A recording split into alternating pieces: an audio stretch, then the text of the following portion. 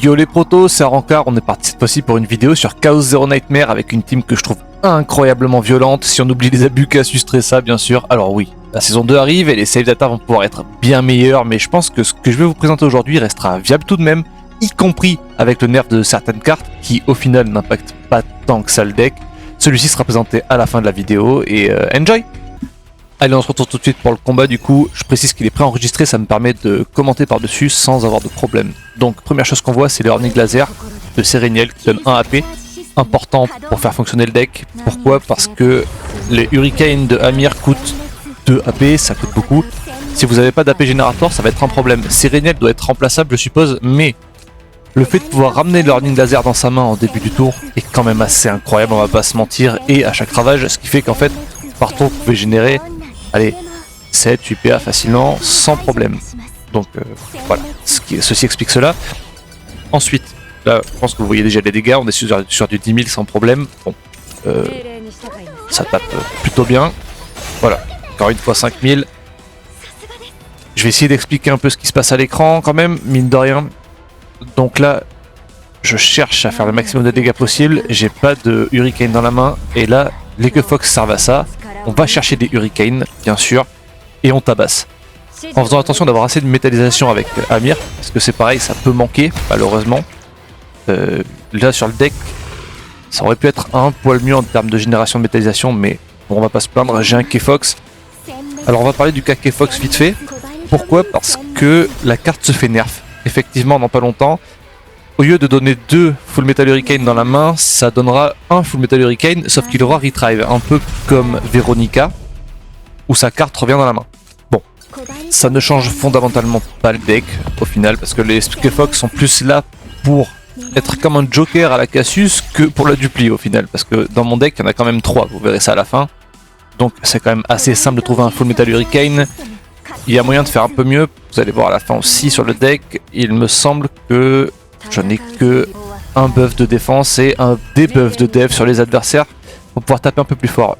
2 de chaque aurait été un luxe. Avec les K-Fox, l'avantage c'est que je peux les dupliquer si j'ai besoin. Voilà, et donc là on est en train de voir des dégâts assez dinguissimes. C'est pour ça que j'adore ce deck. On est sur du 20 000 sans problème, sachant qu'il y avait des multi-cibles d'accord, mais en mono-cible vous voyez bien que c'est pas très compliqué de faire des dégâts non plus. Alors, on va parler du truc aussi, c'est que c'est forcément un deck qui est plus orienté multi-cible que mono-cible. Cependant, comme vous voyez à l'écran, ça tabasse quand même en mono-cible. Hein. C'est pas la meilleure team du monde, mais c'est quand même une team que je trouve incroyable. On est déjà à la wave 4. Les combats vont incroyablement vite. Là, mon temps le plus rapide, c'est 4 minutes sur ce combat.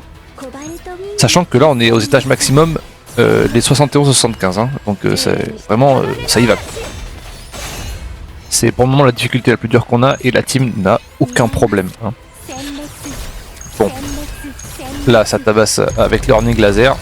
Ce boss là est assez problématique parce qu'il réduit les dégâts au fur et à mesure qu'il en prend. Là vous voyez les sturdiness, donc au bout d'un moment il finit à 25, on peut monter à 30, au bout d'un moment on finit par le taper juste 0 en fait, donc c'est assez ridicule. Sachant que même dans cette situation, Amir se paye le luxe d'avoir un ultime qui est complètement broken, qui permet de bloquer les 3 quarts des dégâts facilement, et elle a une carte qui permet juste de réduire 100% les dégâts. Donc ce perso a tout en fait, il se permet le luxe de taper comme une sourdingue, et en plus de ça, de tanker comme jamais. Ce perso est un Vanguard, mais il aurait mérité d'être autre chose en fait, c'est assez... voilà quoi.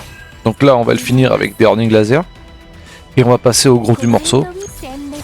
Le prochain boss a une phase où il peut se rendre invincible, un peu à l'image de celui-là, sauf que lui il faut qu'il ait à peu près 30 stacks pour qu'on lui tape 0, et lui il va se mettre juste une invincibilité, on pourra pas le taper pendant le tour en cours.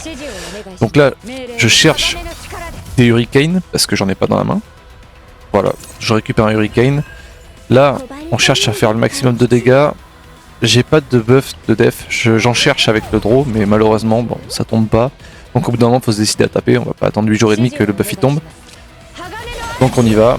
Et donc même malgré le fait que je n'ai pas de debuff de def sur le boss et de buff de dégâts def sur ma Amir, bon bah ça tape quand même très très fort, hein. On va tomber sur du 20 000 et quelques il me semble, si je me rappelle bien. Donc ouais, on est sur un très bon deck. Là je vais laisser Sereniel chercher ses AP. Hop, on break. On récupère les Ornig Laser, on a 0 points. Double Ornig Laser avec AP, c'est pour ça que c'est très important. Et là, Full Metal Hurricane. Et on retabasse derrière. Très très bien. C'est fluide, ça plaît. On est bien. On passe au prochain tour. Sachant qu'il me semble qu'à la fin, sur le dernier tour, je vais taper 10 000 sur un seul Hurricane. Bon, il y a moyen de faire ça à peu près à tous les tours si jamais vous avez un peu plus de debuff de def et de buff def. Malheureusement, bon, là sur ce deck là j'en ai pas, mais je vais pas me plaindre, il y a les K-Fox qui rattrapent la donne, donc on est comme ça. Voilà. Kill time, les animations de Narja, on n'en parle pas assez. C'est sûrement mon perso préféré, de très loin même. Et donc là on est parti, vous allez voir, il reste 9200 HP, Bottomless Anger pour booster les dégâts de def. Là on récupère des voracités, là on passe le tour justement à cause de l'invincibilité. L'avantage de Bottomless Anger c'est que ça reste dans la main à la fin du tour. On va le claquer, on met la vulnérabilité, je vais vous montrer pourquoi quand on regardera les persos et les détails. Et là on claque ça et c'est terminé. Ciao, bonsoir. On se retrouve tout de suite pour le détail des decks et clore cette vidéo. Ok, bon nous y voilà, donc on commence par Séréniel. Tout de suite avec la Froggy Crystal Ball qui augmente les dégâts de 40% sur les cartes qui coûtent 0, ce qui colle avec le Ornig Laser. Très bonne arme. Je pense que c'est celle qu'on utilise le plus sur elle. Psionic Combat Suite qui permet de gagner un shield de 30% sur les Ornig Laser qu'on exhauste, qui marche avec ceux qu'on génère. Et le Nerve Hacking Module qui permet de gagner 40% de dégâts en tout sur les cartes avec les cartes Forbidden comme le Portrait of Fury. Et après là on voit les 3 Ornig Laser plus AP, comme j'avais dit, le reste c'est plus du basique qu'autre chose sur Séréniel, il y a plusieurs variantes, bon, c'est comme ça. Ensuite, il y a les Memory Fragments, rien de fou, ma Séréniel n'a pas des stats de dingue, c'est plus une sub DPS, AP Générateur qu'autre chose sur cette équipe. Là, les stats, sachant qu'en partenaire, j'ai le partenaire 3 étoiles qui permet de draw, je trouve ça beaucoup plus efficace. Là, la stat de Amir, Amir je l'aime beaucoup. Perfectible mais très forte je trouve. Donc là ce qu'on voit c'est, déjà on a l'arc, le Sunsetting Bow qui permet d'augmenter les dommages de 30% sur les cartes 2 ou plus. On aime, on adore même. Le Mask of Flame qui marche du coup avec les vulnés sur les Metal Pierce de Amir. Et le Amorphous Cube qui augmente de 25% les dégâts. Tout ça c'est additif, hein, c'est pas multiplicatif. Mais ça fait des bons dégâts à la fin. Là on se retrouve avec les 3 Hurricanes du coup qui sont dupliqués. Et le K-Fox en bas. Bon, le K-Fox aurait mérité d'avoir une Amélio plus vulnée, enfin 2 vulnés à chaque ennemi. Je l'avais sur le moment, je l'ai pas pris. Pourquoi? Parce qu'il me semblait que la paix était mieux et au final, bon, bof quoi. Mais bon, c'est pas grave, je vais pas me plaindre, c'est déjà un très bon deck. Là on a le Water Drop of Goddess sur Narja qui permet de stocker les AP au début du tour. Si au tour 1 on n'a pas grand chose, ça peut sauver des combats, c'est utile. Là c'est plus un dev buffer, donc bon je cherche pas trop les dégâts avec Narja, donc c'est très bien. Ensuite on a le Sneering Dagger qui met 2 vulnérables sur tous les ennemis quand on en tue un. Très utile en multi-cible, pardon. Donc ça permet de mettre des vulnés, donc de taper plus fort avec Amir, avec son armure. Et donc là on a une armure de Cthulhu basique, changeable par exemple par une armure verte qui donne 30% de shield à chaque fois qu'on s'ajoute un shield. Bon, c'est... Voilà, c'est un détail, il y a mieux, il y a moins bien, c'est pas le truc de fou quoi. Et ensuite, bon, on a un deck de Narja plutôt basique avec le buff de def sur le Bottomless Anger. Ensuite, on a le debuff de def sur le Domain of Voracity et un K-Fox, toujours pas de vulné, bon c'est un peu triste mais c'est comme ça, et un Reorganize qui peut servir, plus un AP, ça coûte 10 € du coup, c'est un draw 3 gratuit, on aime beaucoup et puis voilà quoi.